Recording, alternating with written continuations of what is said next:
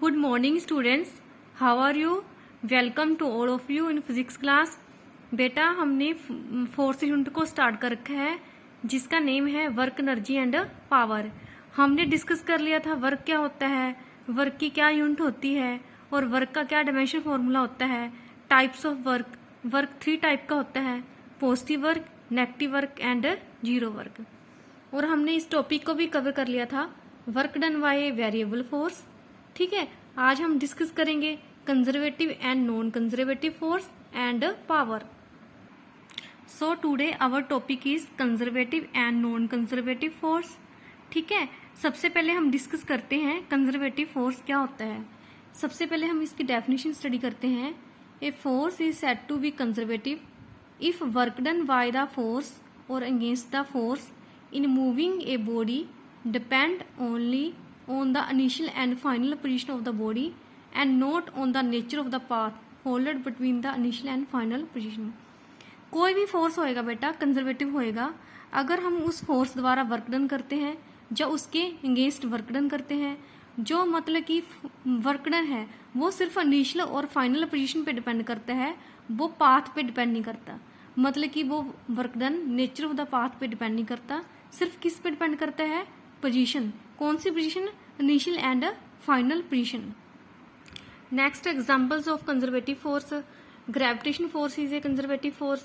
ठीक है, इसका मतलब क्या हुआ, अगर हम ग्रेविटेशन द्वारा वर्क डन करेंगे या ग्रेविटेशन फोर्स के अगेंस्ट वर्क डन करेंगे, जो वर्क डन होएगा that is depend upon the initial and final position and it does not depend upon the nature of the path. Next example. ठीक है, force in an elastic spring. जो elastic spring में force होता है that is conservative force. Electrostatic force between two electric charge. अगर हमारे पास 2 electric charge हैं, या तो दोनों पॉजिटिव हैं या दोनों नेगेटिव हैं. ठीक है, अगर 2 चार्ज की नेचर सेम होएगी तो वो रिपेल करेंगे, अगर 2 चार्ज की नेचर मतलब कि डिफरेंट होएगी तो वो अट्रैक्ट करेंगे. ठीक है, उनके बीच में जो फोर्स होएगा मतलब कि जो इलेक्ट्रिक चार्ज हैं वो अट्रैक्ट भी कर सकते हैं, रिपेल भी कर सकते हैं.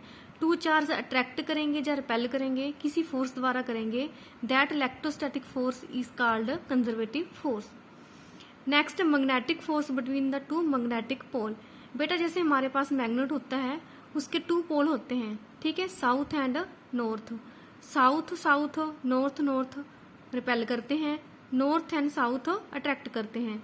ठीक है, अगर 2 साउथ एंड नॉर्थ पोल आपस में अट्रैक्ट कर रहे हैं तो उनके बीच में एक फोर्स होएगा, that force is called magnetic force. Magnetic force is a conservative force. यहाँ पे हम डिस्कस कर रहे हैं कंजर्वेटिव फोर्स की कौन कौन सी एग्जांपल्स होती हैं. जैसे ग्रेविटेशन फोर्स हो गया, इलास्टिक स्प्रिंग में जो फोर्स होता है दैट इज कंजर्वेटिव फोर्स. ठीक है, 2 चार्ज के बीच में जो फोर्स होता है that is conservative force. 2 magnetic pole के बीच में जो फोर्स होता है that is called conservative force. Next, हम इसको एक डेरिवेशन के थ्रू प्रूव करेंगे. जो मतलब कि हम कंजर्वेटिव फोर्स द्वारा वर्क डन करते हैं जब उसके अगेंस्ट वर्क डन करते हैं, ठीक है, वो only initial and final position पे डिपेंड करता है, वो नेचर ऑफ द पाथ पे डिपेंड नहीं करता. ठीक है, हम सबसे पहले ग्रेविटेशन फोर्स की एग्जांपल लेके चलते हैं क्योंकि जो ग्रेविटेशन फोर्स है उसको हम डेली लाइफ में बहुत अच्छी तरह ऑब्जर्व करते हैं. ठीक है, gravitation force is a conservative force. देखो बेटा जो मतलब कि कंजर्वेटिव फोर्स है उसकी एग्जांपल तो बहुत सारी हैं, बट हम ग्रेविटेशन फोर्स की एग्जांपल लेके ये प्रूफ कर रहे हैं जो ग्रेविटेशन फोर्स है that is called conservative force. ठीक है, सबसे पहले हम क्या कंसीडर करेंगे, एक पाथ कंसीडर करेंगे. हमने एक स्ट्रेट लाइन पाथ कंसीडर किया. ठीक है, इसकी 2 पोजीशन है, initial position and final position. A और बी के बीच में डिस्टेंस h है. To calculate the amount of work done against the gravitation force. ठीक है, यहाँ पे हम ग्रेविटेशन फोर्स के अगेंस्ट वर्क डन कर रहे हैं in moving a body of mass m through a height ABh over the different path from A to B. हम अलग अलग तरह के पाथ कंसीडर करेंगे. सबसे पहले हमने एक स्ट्रेट लाइन पाथ कंसीडर किया. ठीक है, जो स्ट्रेट लाइन पाथ है उसकी टोटल हाइट क्या है, h. हम मतलब कि हम अगर हम किसी ऑब्जेक्ट को A से B तक लेके जाएंगे तो हम ग्रेविटेशन फोर्स के अगेंस्ट वर्क डन करेंगे क्योंकि ग्रेविटी क्या कहती है किसी ऑब्जेक्ट को डाउनवर्ड आ. ठीक है, हम इसके अगेंस्ट वर्क डन कर रहे हैं तो फोर्स हम किस डायरेक्शन में अप्लाई करेंगे, अपवर्ड. ओके, जो फोर्स अप्लाई करेंगे हम उसका फॉर्मूला क्या होएगा, mg। ठीक है, तो वर्क डन का फॉर्मूला क्या होता है, F डॉट S। अगर हम यहाँ से डॉट प्रोडक्ट का साइन हटाएंगे तो हमारे पास आ जाएगा एफ एस कोस थीटा। तो यहाँ पे हम फोर्स की वैल्यू पुट कर देंगे, H की वैल्यू पुट कर देंगे, तो हमारे पास वर्क डन आ गया mgh कोस 0। देखो हम फोर्स भी अपवर्ड डायरेक्शन में लगा रहे हैं, डिस्प्लेसमेंट भी अपवर्ड डायरेक्शन में ट्रेवल हो रहा है। हमने बेटा लास्ट लेक्चर में डिस्कस किया था पॉजिटिव वर्क डन क्या होता है, नेगेटिव वर्क डन क्या होता है, ठीक है, और जीरो वर्क डन क्या होता है। पॉजिटिव वर्क डन क्या होता है, अगर फोर्स और डिस्प्लेसमेंट के बीच में जो एंगल होता है दैट इज 0। देखो जो फोर्स है वो भी हम अपवर्ड डायरेक्शन में लगा रहे हैं, ठीक है, और ऑब्जेक्ट डिस्टेंस भी अपवर्ड में कवर कर रहा है, ठीक है। इसलिए फोर्स और डिस्प्लेसमेंट के बीच में एंगल क्या होएगा, 0, ठीक है। कोस 0 की वैल्यू 1 होती है, सो हमारे पास W1 क्या आ गया, mgh, ठीक है। किसी ऑब्जेक्ट को हमने सर्टन हाइट तक ऊपर लेके जाना है, हमने अलग अलग पाथ चूज किए। सबसे पहले हमने स्ट्रेट पाथ चूज किया था, अब हमने ये वाला इंक्लाइंड प्लेन चूज किया है, ठीक है। लेट अस सपोज ये हमारे पास इंक्लाइंड प्लेन है, ये हॉरिजॉन्टल के साथ एंगल थीटा बनाता है, ठीक है। अगर हमने किसी ऑब्जेक्ट को अप लेके जाना है तो सबसे पहले देखो बेटा इसके ऊपर जो फोर्स एक्ट करेंगे, जो ऑब्जेक्ट और सरफेस के बीच में नॉर्मल डायरेक्शन होगी उसकी डायरेक्शन अपवर्ड होगी, जो वेट ऑफ द ऑब्जेक्ट होएगा उसकी डायरेक्शन डाउनवर्ड होएगी, ठीक है। इसके 2 कंपोनेंट होंगे, mg cos theta and mg sine theta. Okay, हमने किसी ऑब्जेक्ट को ऊपर लेके जाना है, ठीक है, इस पाथ के थ्रू।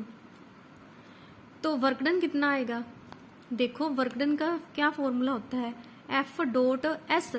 तो फोर्स हम कौन सा अप्लाई कर रहे हैं, F, ठीक है। डिस्प्लेसमेंट कितना ट्रेवल किया ऑब्जेक्ट ने, CV।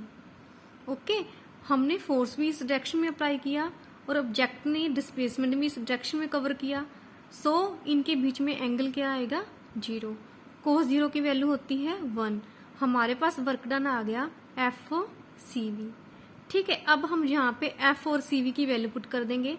F की वैल्यू क्या होगी, देखो हम इस डायरेक्शन में फोर्स लगा रहे हैं, तो जो वेट है मतलब कि उसका जो mg साइन थीटा कंपोनेंट है वो इस डायरेक्शन में है, ठीक है। मतलब कि ये दोनों कंपोनेंट इक्वल हो जाएंगे, तो फोर्स की वैल्यू क्या आ जाएगी, mg sine theta into CV, ठीक है। CV देखो BAC हमारे पास ट्रायंगल होगी, ये ट्रायंगल का परपेंडिकुलर है, ये ट्रायंगल का बेस है, ये ट्रायंगल का हाइपो है, ठीक है। सबसे पहले हम साइन थीटा की वैल्यू पुट करेंगे। साइन थीटा क्या होता है, परपेंडिकुलर अपॉन हाइपो। परपेंडिकुलर क्या है, AB, हाइपो क्या है, CV, ठीक है। CV के साथ CV कैंसिल हो गया, AB की वैल्यू क्या है, H, सो W2 की वैल्यू क्या आ गई, mgh। देखो बेटा हमने 2 टाइप के पाथ को चूज किया था, एक तो स्ट्रेट लाइन, एक इंक्लाइन प्लेन। दोनों केस में हमने वर्क डन फाइंड किया। फर्स्ट केस में जो वर्क डन था उसको हमने W1 से रिप्रेजेंट किया, सेकंड केस में जो वर्क डन था उसको हमने W2 से रिप्रेजेंट किया। इन दोनों की वैल्यू को अगर हम कंपेयर करेंगे देखो सेम है, W1 की वैल्यू क्या है, mgh, एंड W2 की वैल्यू क्या है, mgh। इससे क्या प्रूफ होता है, अगर हम कंजर्वेटिव फोर्स द्वारा वर्क डन करते हैं या उसके अगेंस्ट वर्क डन करते हैं वो किस पे डिपेंड करता है, it depend only initial and final position, it does not depend upon the nature of the path. क्योंकि हमने दोनों डायग्राम में जो पाथ की नेचर थी मतलब कि वो अलग अलग चूज की थी। नेक्स्ट हम डिस्कस करते हैं non conservative force. A force is said to be non conservative if work done by और against the force in moving a body from one position to another depend on the path followed between the two position, ठीक है।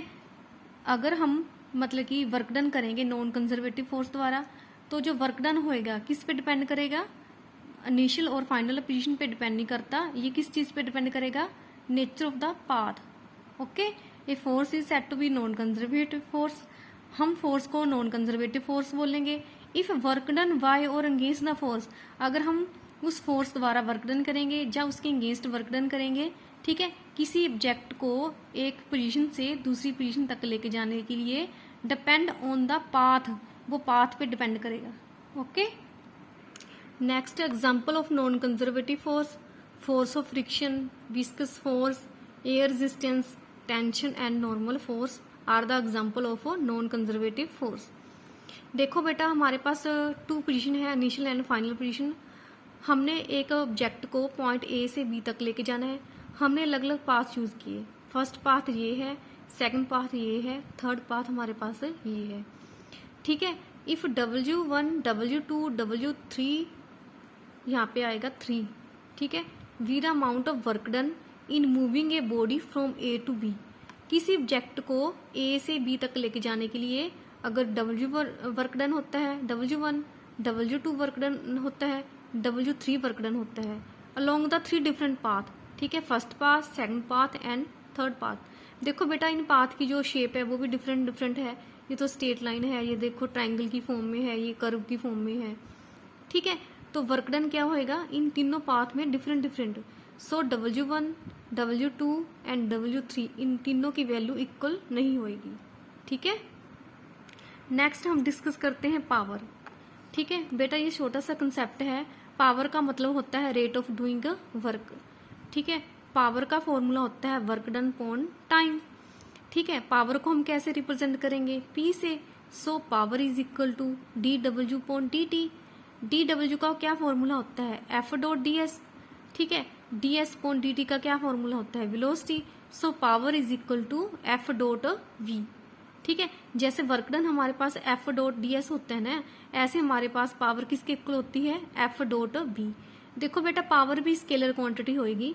मैंने आपको बताया था अगर 2 physical quantity के बीच में डॉट आ जाता है ना, जो थर्ड फिजिकल क्वांटिटी प्रोड्यूस होती है दैट इज ऑलवेज स्केलर।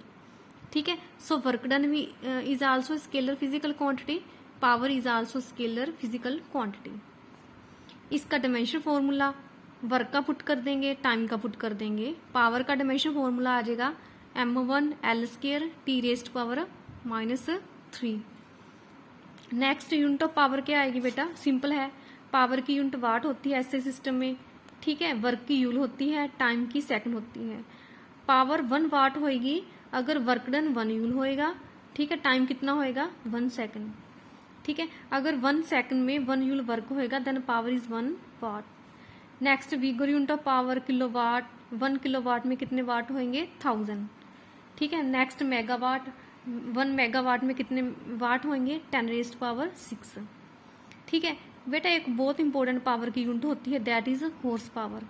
ठीक है, आप लर्न कर लेना, horse power is a unit of power. 1 horse power is equal to 746 watt. और ग्रेविटेशन यूनिट क्या आएगी पावर की, देखो पावर का फॉर्मूला क्या है, फोर्स इंटू वेलोसिटी। मैंने आपको कल अच्छे से एक्सप्लेन किया था। ग्रेविटेशन यूनिट ऑफ फोर्स क्या होती है, किलोग्राम फोर्स या किलोग्राम वेट। ठीक है, वेलोसिटी की यूनिट होती है मीटर पर सेकंड। इसलिए ग्रेविटेशन यूनिट m के सिस्टम में पावर की क्या आएगी, किलोग्राम फोर्स मीटर पर सेकंड। और सीजीएस में फोर्स की जो यूनिट होती है दैट इज मतलब कि ग्राम फोर्स। ग्रेविटेशन यूनिट होती है फोर्स की ग्राम फोर्स। और इसकी क्या आ जाएगी, सेंटीमीटर पर सेकंड। यहाँ पे क्या आएगा, सेंटीमीटर पर सेकंड। ठीक है, क्योंकि हम सीजीएस सिस्टम की बात कर रहे हैं। सो सीजीएस सिस्टम में पावर की यूनिट होगी ग्रेविटेशनल ग्राम फोर्स सेंटीमीटर पर सेकंड। ओके स्टूडेंट्स, आज हमने डिस्कस किया कंजर्वेटिव फोर्स क्या होते हैं, नॉन कंजर्वेटिव फोर्स क्या होते हैं। बेटा जो प्रॉपर्टीज है ना कंजर्वेटिव और नॉन कंजर्वेटिव फोर्स की, जैसे मैंने आपको डेफिनेशन में बताया सेम प्रॉपर्टी है। ठीक है, चाहे आप उसको पैराग्राफ की फॉर्म में रिप्रेजेंट कर देना, चाहे पॉइंट मतलब कि फर्स्ट पॉइंट सेकंड पॉइंट की फॉर्म में रिप्रेजेंट कर देना, दोनों का मीनिंग सेम है। ठीक है, और पावर को डिस्कस किया। आपने अच्छे से स्टडी करनी है, नोट्स बनाने हैं। कोई भी प्रॉब्लम हो तो मेरे साथ कंसल्ट करना है। Okay, thank you, have a nice day.